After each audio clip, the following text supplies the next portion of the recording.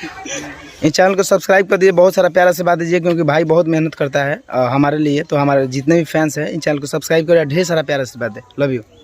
नमस्ते, प्रणाम। मेरा नाम पुष्पिंदर और आपका स्वागत है मिस्टर पुष्पिंदर यूट्यूब चैनल पर। दोस्तों बता दें आप सभी के ट्रेंडिंग स्टार दिलों का धड़कन धनंजय धड़कन जी का एक और बवाल लेवल का ट्रेंडिंग सॉन्ग आ गया है, जिस सॉन्ग का टाइटल है बाची। स्क्रीन पर सॉन्ग का पोस्टर देख रहे होंगे, आप लोगों को कैसा लगा कमेंट करके जरूर बताइए। और बता दें दोस्तों, बाची सॉन्ग के बारे में फुल डिटेल पाने के लिए मेरी वीडियो में शुरू से अंत तक बने रहें। और बता दें दोस्तों, अगर आप हमारे चैनल पे नए हो तो चैनल को लाइक शेयर सब्सक्राइब करना ना भूलें।